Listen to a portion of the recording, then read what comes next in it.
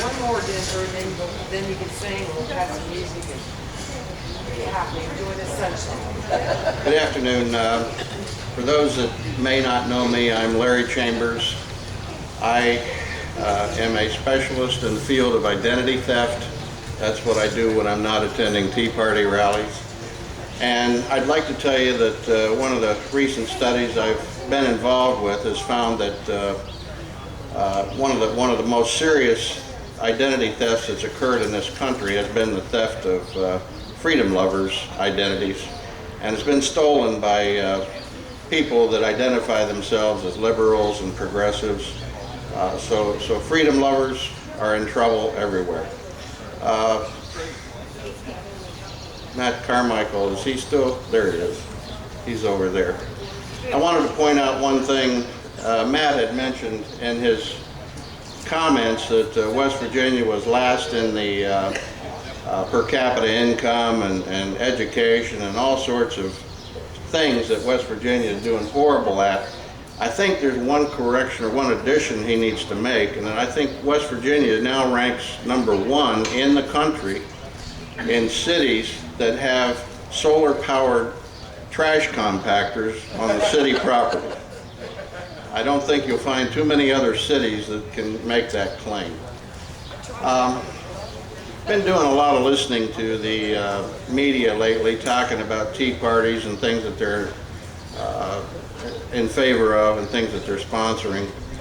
And I kind of get the impression that Tea Party members would like to see budget cuts in Washington. How many here would like to see major budget cuts in Washington? Yeah, so the media is right about that. Okay, of those who want to see major budget cuts, how many people, of course you're Tea Party, and I'm following what the media is saying, so I assume that a significant number of you really want to see the budget cuts in order to eliminate meals for older people, senior citizens, and cause more old people to die. How many are in favor of budget cuts for that? No, we want to go ahead and feed dog food. I'm surprised. I hear that all the time. Well, maybe most of you are Tea Party members who want budget cuts in order to eliminate Planned Parenthood funding so that we can eliminate screening for women's cancer screenings and cause more women to die. How many of you are for that budget cut? No? Well, golly. We want to cut their budget, but not. I assume that the rest of you, that everybody here are just in favor of budget cuts so we get plenty of dirty water and filthy air to breathe. Is that what we're after? Well, I can't figure this out. What are we in favor of budget cuts for?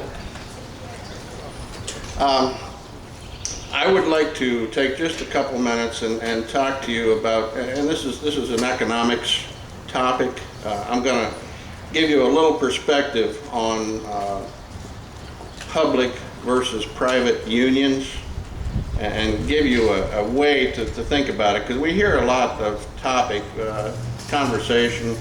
Scott Walker in Wisconsin, John Kasich in Ohio are taking steps to rein in the public employees' unions, and they're getting beat up by union members, public and private, over that because they're being accused of being anti-union. There really could be nothing further from the truth.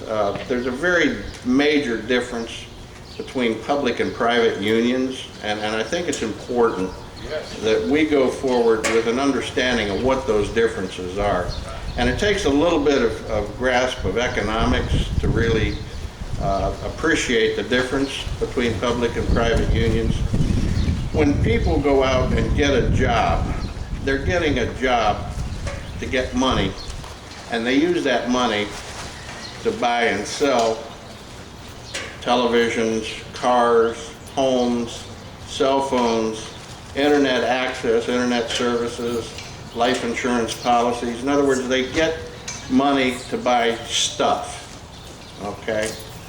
When you have a job in the private sector, what you're doing is you're working for a business, a company, maybe you own a business or company, But if you're a union member in the private sector, you're involved in making stuff. You make cell phones, you deliver services, you build houses, you sell cars. You're doing something that contributes to bringing stuff into the public arena for people to buy and sell. That's what happens in the private economy and in private business and in private unions. If you're a member of the public union, what do you bring to the marketplace for people to buy and sell? How many of you go to the state capitol to buy and sell stuff? There's nothing to buy and sell. It's pushing papers, pushing forms, making phone calls, regulations, printing documents, but none of it contributes to the stuff that's out there in the economy to buy and sell. As a result, when you work for the public sector in a public union, you get paid money, and you go out and you use that money to buy stuff. You buy televisions, you buy cars, you buy homes. You're buying things with the money you get as a public sector employee. But what are you doing? You're taking that away. What are you adding back for other people to buy and sell? The answer is nothing. So what happens then? As you grow the public sector, shrink the private sector, more and more people have money as public employees, go out and buy stuff. That means there's less stuff for the people in the private sector to buy, and less stuff for the people in India and China and Indonesia and Britain and France to come to this country and buy, because it's being bought up but not replaced by anything, any products or services. Public sector employees take from the economy merchandise, stuff, and they don't replace it with anything. So that's an important distinction. Look at it just a slightly different angle. What are we doing with public sector employees? We are redistributing wealth. The people in the private sector make stuff, they make products, they make services, and deliver those to the marketplace to help the economy continue to grow and flow. As the public sector gets income, where are they getting that income? They're getting it from private sector employees, from taxpayers who pay taxes, income taxes, real estate taxes, all the forms of taxes we pay. That tax base then is used to give to the public employees. It is a form of income redistribution. We're taking wealth from one sector of the economy, taking money, and giving it to another sector of the economy. And the more you do that, the less goods and services, the slower the economy is, the slower it grows. So it really becomes a damper, and it penalizes those people who are engaged in private sector activity to be productive in life. We hear a lot about redistribution of wealth. Remember when we first heard that phrase hit in the campaign of 2008? Do you think that maybe redistribution of wealth started with the Obama administration? I would ask you, what is Medicare? What is food stamps? What is any other government program like that? Unemployment insurance? Isn't that redistribution of wealth, taking from the people who produce and giving to the people who are not producing? It's all a form of redistribution of wealth, but it has just exploded lately. Yeah. Now, one thing one caveat I want to mention. You're sitting there listening to what I'm saying. Don't take me as being opposed to helping people who need it. Tea Party people are not that way. Amen. We want to be a safety net. We want to provide that safety net for people who truly are unable, for whatever circumstance in life, whether it's a medical emergency, a family situation, a handicap, an accident. We have to help people. And sometimes the government is the best vehicle to do that. Hurricane Katrina, the government is the best organization, not the only one, but the best to respond to that right away.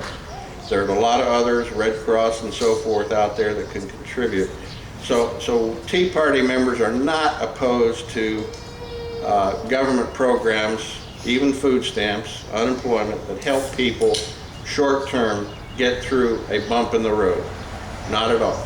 It is necessary.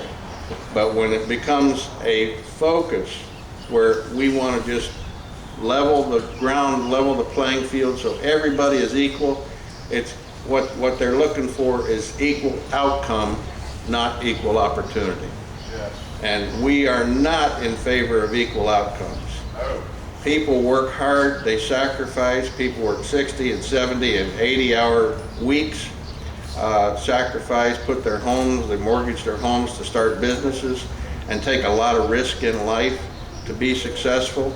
They should be rewarded. It's a risk-reward ratio or trade-off that Right. people need to deal with. And to say that everybody ought to have the same house, the same car, the same job, the same health care, the same, we're not a nation of clones. We weren't founded that way. We will never exist that way if life isn't continuing in our founding traditions. So we need to maintain the risk-reward. The greater the risk, the greater the reward potential, and move on from there. Yes. That's the big difference. Okay, in closing, get Sandy back up here.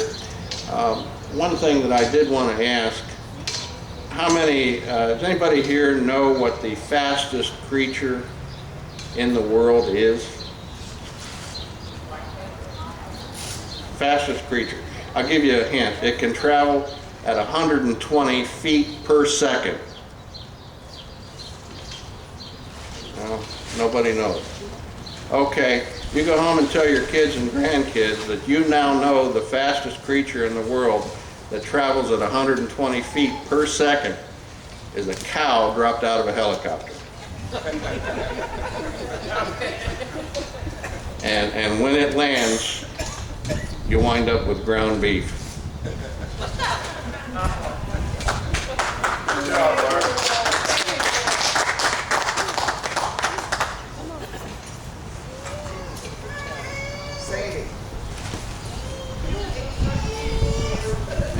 And Sandy, you're back up here. I've offended them enough. Okay, Denver's gonna sing us a song, and he has a beautiful voice.